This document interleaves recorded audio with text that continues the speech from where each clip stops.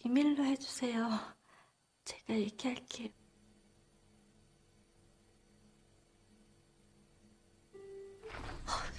선생 왜 이러세요? Kumaha Dara Mangsa Dayana masih setia di channel Ngadongeng Film.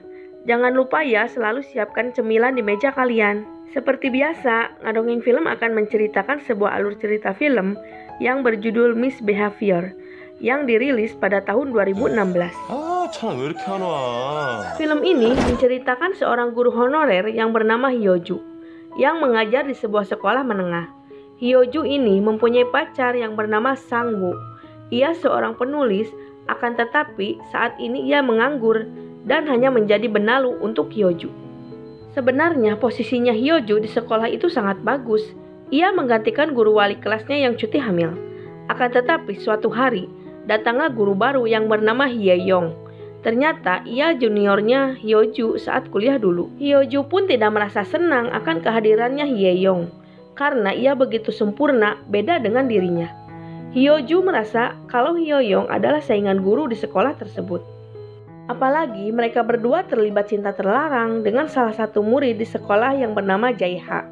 Dan apa yang akan terjadi ya di cerita selanjutnya antara Hyoju dan Hye-yong. 씨가 아직 좀 어려서 실례를 한 것 같네요. Penasaran ya? Kita lanjut ke alur cerita filmnya ya.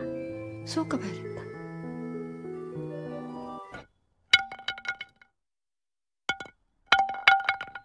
Film pun dimulai dengan diperlihatkan 4 orang guru honorer di sebuah sekolah. Mereka berempat mengisi perjanjian kontrak di sebuah sekolah yang dimana isi kontraknya itu melarang hamil selama menjadi guru honorer di sebuah sekolah tersebut. Suatu hari Pak Kepsek mengatakan kalau Hyoju akan menjadi guru wali kelas menggantikan guru yang lagi cuti hamil. Saat itu posisi Hyoju sangat bagus, begitu dia menjadi honorer langsung diangkat menjadi wali kelas murid. Saat Hyoju mengajar di kelas, ada seorang siswa yang bernama Jae-ha. Siswa tersebut tidak pernah mengikuti kelas malam di pembelajarannya. Saat pembelajaran usai, ia mencoba menghampiri muridnya yang bernama Jae-ha. Di sana ia mengatakan kalau dirinya yang sekarang menjadi wali kelasnya. Ternyata Jae-ha sering tidak masuk kelas malam karena dirinya telah berlatih balet dan akan ikut sebuah kompetisi. Meski keuangan keluarganya tidak mendukung untuk ia ikut kelas balet, makanya ia berlatih di ruangan olahraga. Suatu hari, Pak Kepsek mengenalkan guru baru di sekolahnya. Ternyata guru itu bernama Hye-yong, juniornya Hyoju, saat di universitas. Karena Hye-yong merupakan anak dewan sekolah, dan ia selalu mendapatkan perhatian yang lebih dari sekolah, membuat Hyoju tidak menyukainya. Tidak itu saja, kehadiran Hye-yong mengancam reputasinya untuk menjadi guru tetap. Benar saja karena Hye-yong, anak dari dewan sekolah, ia langsung bisa menjadi guru tetap di sekolah tersebut. Tentunya Hyoju tidak menyukainya. Hyoju memilih untuk pergi dari tempat itu. Dan ia pun pergi ke gedung olahraga untuk melihat Jae-ha yang sedang berlatih balet. Saat itu Jae-ha terlihat tertidur. Dan di sana terlihat banyak botol minuman. Ternyata Jae-ha sedang oleng karena minuman itu. Hyoju pun mencoba mendekati muridnya, akan tetapi kejadian tak terduga. Terjadilah Jae-ha memeluk dirinya. Dan Hyoju hanya bisa berdiam diri. Karena melihat keadaan muridnya yang oleng, ia pun mengantar Jae-ha untuk pulang ke rumahnya. Hyoju pun kembali ke apartemennya. Dan ia melihat pacarnya yang bernama Sangwoo yang tertidur. Mereka telah 10 tahun berpacaran, dan beberapa tahun ini Sangwoo tidak memiliki penghasilan. Diceritakan kalau Sangwoo adalah seorang penulis. Keesokan harinya, terlihat Hyoju banyak sekali tugas yang harus ia bereskan. Ternyata kepala sekolah melimpahkan kerjaan guru Hye-yong pada dirinya, dengan alasan guru tetap yang lain pada sibuk. Suatu malam, Hye-yong menghubungi Hyoju dan ia mengajak untuk bertemu. Saat bertemu, ia memperkenalkan tunangannya yang bernama Minho. Alasan Hye-yong mengundang Hyoju untuk mereka lebih akrab lagi. Setelah selesai makan, Minho pun memberikan hadiah buat Hyoju. Tetapi ketika Minho telah pergi, hadiah itu pun dibanting. Dan ia merasa kalau dirinya itu telah direndahkan oleh Hye-yong. Dan ia pun mengetahui kalau Hye-yong tidak pernah menyukainya saat kuliah dulu. Namun Hye-yong membantahnya. Mungkin karena Hyo-ju sudah mempunyai sifat iri pada Hye-yong, makanya ia pun memiliki sifat seperti itu. Ketika Hyo-ju kembali ke apartemennya, ia pun melihat Sang-woo lagi membereskan bajunya. Dan ia memilih untuk berpisah dengan Hyo-ju. Hyo-ju pun merasa perjuangannya selama 10 tahun telah sia-sia. Karena ia telah memberikan apapun untuk mempertahankan hubungannya bersama Sang-woo. Keesokan harinya, ia melihat seorang murid yang sedang melecehkan Hye-yong karena memakai baju yang minim. Melihat itu, Hyo-ju pun merampas handphone murid itu dan ia memberikan handphone itu kepada Hye-yong dengan maksud agar memarahi murid tersebut. Ia pun menilai penampilan Hye-yong tidak mencerminkan guru karena gaya penampilannya yang terlalu seksi. 일어날게요. Hye-yong pun menemui murid tersebut, akan tetapi ia tidak memarahinya dan ia membiarkan begitu saja sambil mengatakan, "Jangan diulangi ya perbuatannya." Melihat tingkah laku Hye-yong yang tidak tegas kepada muridnya membuat Hyo-ju semakin kesal. Dan malam harinya, Hyo-ju pun berniat akan memberikan formulir pendaftaran kompetisi balet kepada Jae-ha. Dan ia pun tak menyangka. Ia menyaksikan sendiri kalau Jae-ha lagi icip-icip bersama Hye-yong di suatu tempat. Keesokan harinya, ia menemui Hye-yong dan ia mengatakan kalau dirinya telah mengetahui kalau Hye-yong bermain api dengan salah satu murid di sekolah ini. Hye-yong pun mengetahui kalau perbuatannya telah diketahui oleh Hyo-ju. Ia meminta untuk dirinya tidak memberitahu akan perbuatannya kepada orang lain. 알려지게 되면 Scene pun berlanjut. Entah karena Hyo-ju menyukai Jae-ha, ia memasukkan Jae-ha ke kursus balet dengan uang sakunya sendiri. Apalagi kompetisi balet tidak akan lama lagi akan berlangsung. Apa mungkin Hyo-ju menyukai muridnya sendiri, Jae-ha? 콩쿨 지원서야. 작성해. Suatu malam, Minho tunangannya Hye-yong mengatakan kalau Hyo-ju menghubunginya dan ia mengucapkan banyak terima kasih atas hadiah yang diberikannya. Mengetahui itu, Hye-yong pun cemas, takut akan Hyo-ju mengatakan skandal yang terjadi dengan muridnya itu, dan ia pun mencoba menemui Hyo-ju di apartemennya. Saat itu, Hye-yong meminta sekali lagi kepada Hyo-ju untuk tidak mempublikasikan hubungan skandalnya dengan muridnya itu.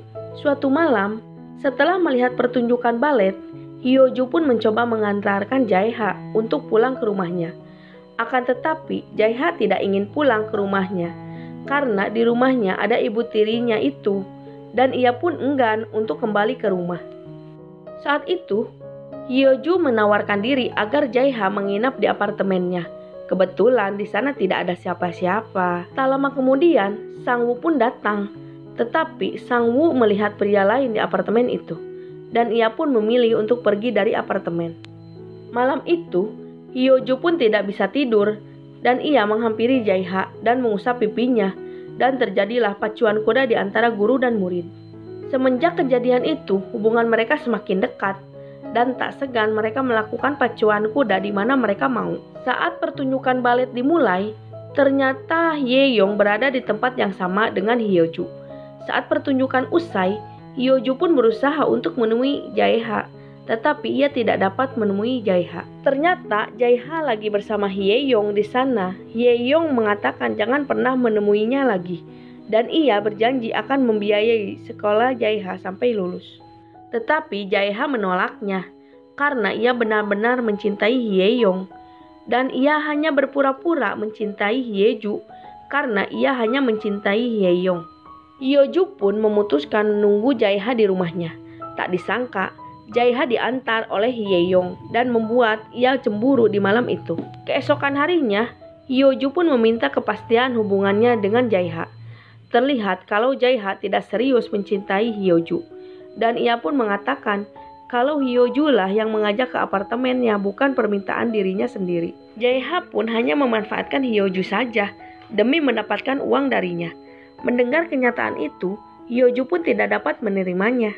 Hyo-ju pun menemui Hye-yong dan ia mengancam akan menyebarkan skandal bersama muridnya. Tetapi dengan nada yang cukup santai, ia mempersilahkan Hyo-ju untuk menyebarkan skandalnya. Karena ia telah berbicara pada ayahnya. dan ia tidak akan lama lagi akan keluar dari sekolah itu. Hye-yong pun sudah mengetahui kalau di balik layar Hyo-ju bermain api juga dengan Jae-ha. Saat di ruang guru, kepala sekolah memanggil Hyo-ju kalau dirinya termasuk guru yang tidak diperpanjang lagi kontraknya di sekolah. Ketika bersamaan, Hyo-ju bertemu dengan Hye-yong dan ia mengatakan kalau dirinya diputus kontrak karena kesalahan yang terjadi pada diri Hye-yong. Dan semenjak dulu ia telah membenci dirinya. Ia pun sempat berlutut dan meminta maaf. Ternyata perbuatan bu guru Hyo-ju yang berlutut menjadi bahan tontonan siswanya. Dan saat itu juga Hye-yong memberikan kesempatan dan ia mengajak untuk pergi ke apartemennya. Ternyata di apartemen Hye-yong, Hyo-ju diperlakukan seperti pembantu. Ia mempersiapkan segala kebutuhannya. Ketika itu Hye-yong mengatakan kalau dirinya hanya main-main saja bersama Jae-ha karena bulan depannya ia akan menikah. Ia juga mengolok-olok Hyo-ju yang mencintai Jae-ha karena ia menganggap Jae-ha hanya sebuah mainan di dalam kehidupannya. Hye-yong pun memutuskan untuk tidur di sofa. Tak terima atas perlakuan Hye-yong, saat itu Hyo-ju yang lagi memasak air panas menghampirinya dan ia pun menyiramkannya ke wajahnya Hye-yong dengan air panas itu hingga ia meninggal dunia. Tak lama kemudian, Hyo-ju mengirim pesan menggunakan handphone milik Hye-yong kepada Jae-ha dan ia mengatakan kalau Hye-yong ingin bertemu dengannya. Tak lama kemudian, Jae-ha ke apartemennya Hye-yong. Sungguh kaget, ternyata saat membuka pintu ada Hyo-ju, lalu Jae-ha menanyakan keberadaan Hye-yong. Karena Hyo-ju yang terobsesi kepada muridnya terus menanyakan perasaan Jae-ha kepada dirinya. Karena terus didesak, Jae-ha pun melakukan perbuatan icip-icip kepada gurunya. Setelah itu, Hyo-ju memutuskan untuk kembali ke apartemen dan Jae-ha membasuh dirinya di kamar mandi.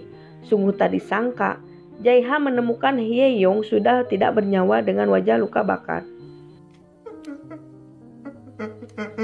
Scene pun berlanjut, diperlihatkan Hyo-ju yang berada di ruangan guru sambil memakan roti dengan tatapan kosong. Seakan tidak terjadi apa-apa. Saat yang bersamaan datang juga polisi dan film pun berakhir.